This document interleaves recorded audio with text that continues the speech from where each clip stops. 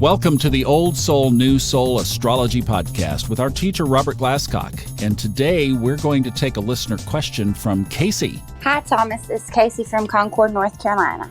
I have a question about total lunar eclipses and people who are born on total lunar eclipses and how that affects their chart. If you could weigh in with Robert, that would be awesome. Thank you.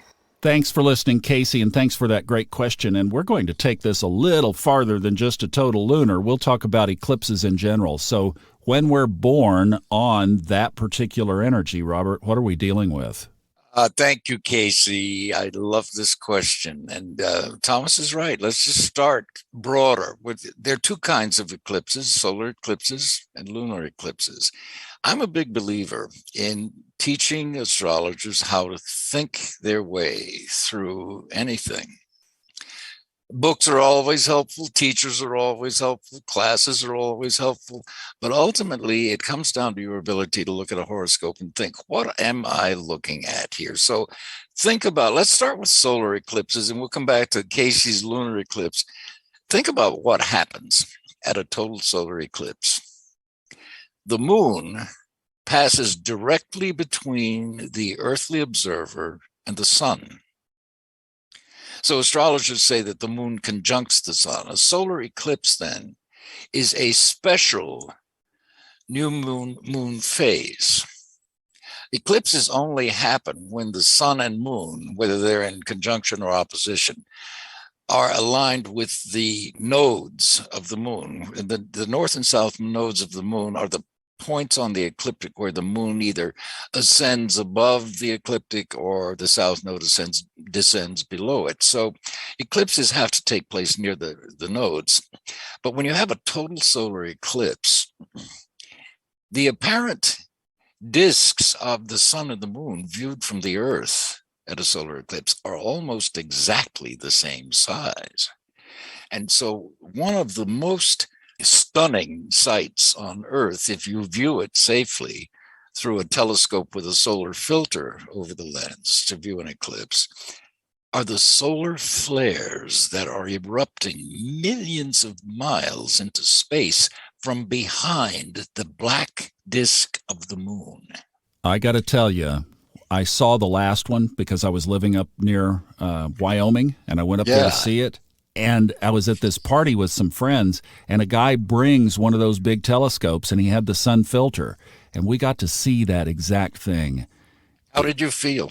Like there's no other experience that you can describe. It's exactly as you're saying. And to be able to look in a telescope and then look at the horizon from there, you could see literally a 360. And it's all just golden as though it were sunset. It's one of the most amazing natural phenomenon. I think the only other place that could be more magnificent is if you saw it from a ship. Jim Lewis, who created astrocartography and was very successful at that business when he finally sold it before he died, he took himself on a cruise ship into, I guess it was the Pacific, to view a solar eclipse directly from, the path of it and so on. And then not too many years ago, we had one across America that we all saw. And it was during that eclipse, in fact, that I was able to look at the sun through a telescope that this astronomer had here. And it's just staggering because the sun, of course, is alive. It's the source of all life on Earth. It's the fire that vitalizes every living thing. But to see it behind this black disk of the moon and just see the flares spewing, it looks like a living thing. And you realize, my God, I'm connecting with the heart of the solar system here. It's really awesome in the original sense of the word experience. Well, look at what's happening. Think about it. In astrology's archetypes, the moon darkens and blocks the sun's life-giving light temporarily. So the archetypal cookbook readout would be emotions block reason or logos. So issues involving the moon and its archetype, issues like home and family, food and water and shelter, money and security needs, customs and traditions, tribal identity, nationalism and protectionism, all these kinds of things can temporarily block the life force, which is, of course, the force that gives birth to and sustains every living form, including the Earth's biosphere, the whole ecological systems. And you go back to the Bible, and God, or the all that is, said, "Let there be light," and there was light. But a solar eclipse temporarily obstructs that light, especially if you're under the direct eclipse path. So the moon and Cancer archetypes, which are always involved in these eclipses, are about families and ancestries, the womb, the nest, the past. Family and group pressures then to conform to expectation. Let's just say, for example, family and group pressures to conform to expectations and marry and have children are very powerful. And those things can thwart true individualization and self-integration by pulling individuals away from their true calling and hopes, at least for a time, if not maybe for the rest of their lives. So people or nations will hear things like, your dreams are totally unrealistic. Who do you think you are? You've got dependents. You can't take this risk. So you're getting all of these lunar family, tradition, tribal messages. Don't leave the tribe. Don't be who you are. So underlying a solar eclipse, which is a full moon, a new moon, is this tendency to want to circle the wagons and protect the nest from these savage outside attackers. Well, all of that is essentially about fear of change. Something or someone significant appears to be dying under a solar eclipse, literally or figuratively. And the sense of security for everybody is threatened. This is all deep and kind of unconscious, but it's there. Everybody knows what needs to be done, but they're afraid to do it for various and sundry excuses because of tribal and group and peer pressure and so on. So the sign archetypes that are involved in a solar eclipse will tell you much of the story when it comes to interpreting a solar eclipse, which is a very emphatic, but it's still a passing configuration. So you go back to the last solar eclipse of December 4th, 2021, it was in Sagittarius and Gemini, almost exactly on the United States ascendant at 12 Sag, for example. But those sign archetypes apply to the entire world if you're dealing with mundane astrology. And the signs of Gemini and Sagittarius, which is where this December 4th, 2021 eclipse occurred, Sagittarius Gemini rules the internet and the global brain that connects all businesses and economies today for the first time in world history. Mankind's scientific and technological evolution has created, for the first time in history, a global brain that instantly connects everybody, all businesses, all economies, all politics. Those two signs, Sag and Gemini, also rule the world's infrastructure, roads and bridges, transportation systems, all communications networks, sewage, water, electric grids, and so on.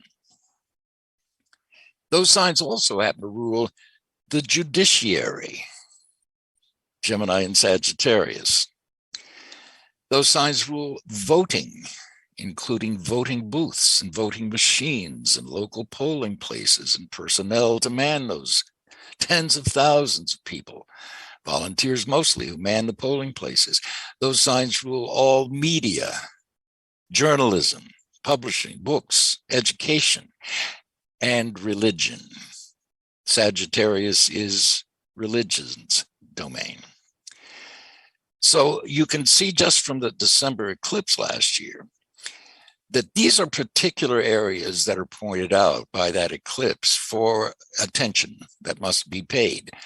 And by the way, Gemini and Sagittarius also rule the environment and the climate. The third house is more about the local climate, and the ninth house is more about the global climate. And in every case under this eclipse, emotion blocks reason for a time. We know what we have to be doing about climate change. We're not doing it. Big business, resist it. Religions, resist it, because it's change.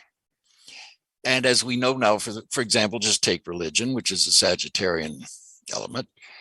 For the first time in American history this past year, it was either the Gallup poll or the Pew poll, I think it was the Gallup poll, said that for the first time in American history, less than 50% of Americans say that they're religious, that they go to church. First time.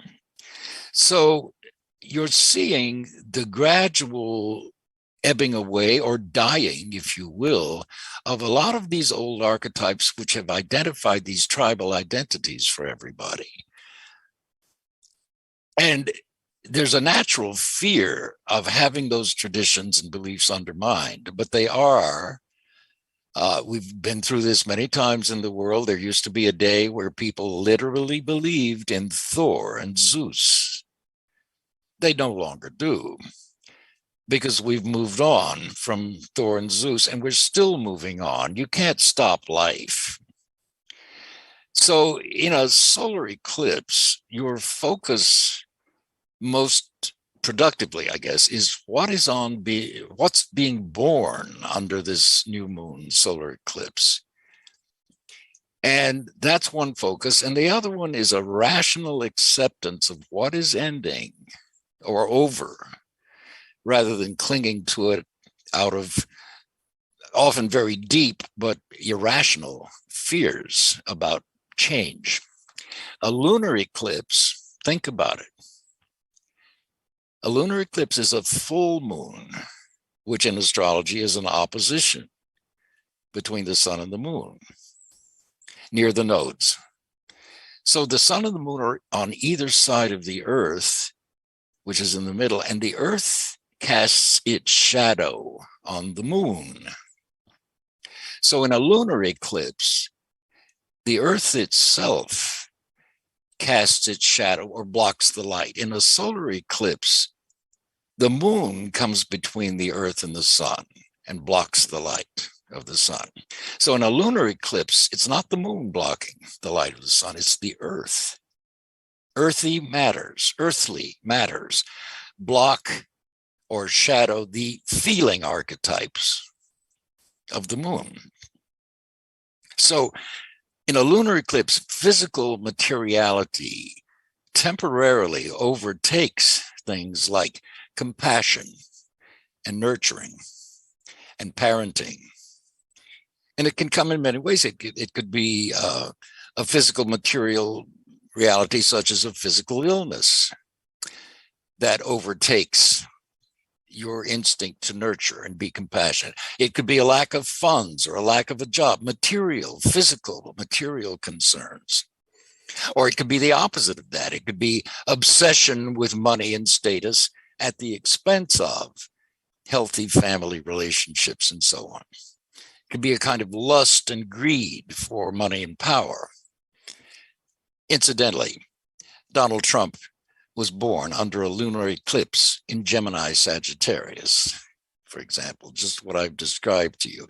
So you want to look at the signs in which the eclipse occurs and the houses involved in your own horoscope where the eclipse occurs to get a sense of its direct influence in your particular life as compared to somebody else's horoscope. Because it's a really critical emphasis if it's in your birth chart. It's with you all of your life. And it can be a wonderful sense, if you study it a bit, meditate on it, think about it a little bit on astrology, it'd be a wonderful key to the most critical areas of your life to pay attention to, because in this life, because you're born under these eclipses, those areas are where you will experience this sort of death and rebirth motif that accompanies eclipses. So there will be conflicts involving those two houses, and whatever the signs are that rule those. But out of that conflict, you will transform yourself, create a new kind of approach to those matters that probably is very different from your background and your family, for example. I don't know. This is just a quick thumbnail approach to this, Thomas, and I don't know if this helps you, Casey, or not. I don't know what signs yours are in or what houses. But if you think about these as it's a very prominent aspect in a birth chart. It's probably the most prominent aspect to be born under an eclipse. And it can be the key to your life if you will think about the signs involved, the houses involved, and this whole idea of transforming, moving away from perhaps what you were born into towards something that is more individualistic and truly you.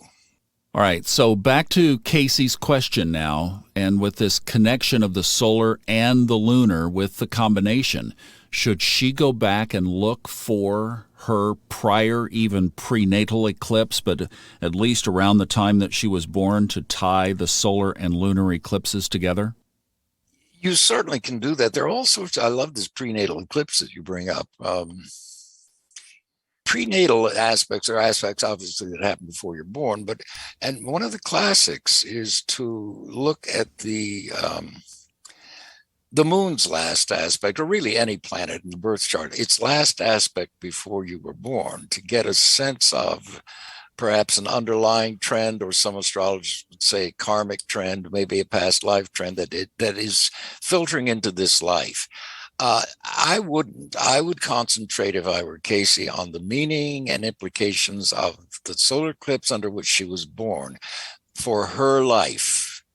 And think of it that way. Look at the houses where the eclipse at her birth falls, the sun and the moon. And by the way, where the lights are in anybody's chart, by house and by sign, are crucial.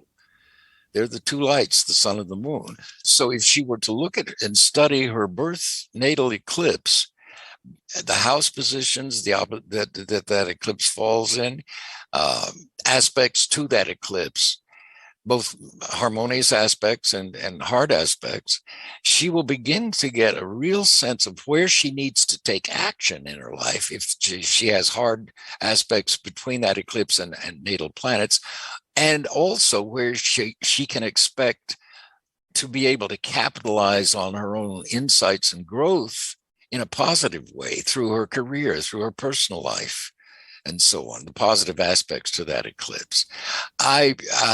You can get lost in astrology. There's no end to it. There are 100,000 things you can look at. I'm a big believer in Occam's razor. Keep it simple, stupid. You just go for the simple, just start. Sadly, Thomas, I have found a lot of astrologers, especially new ones, think that they're smart by focusing on a lot of obscure techniques or ancillary techniques, but they can't read a basic chart. They're so lost in this bending of the nodes or the anorectic points and on and on and on. Look at look, and here's Chiron.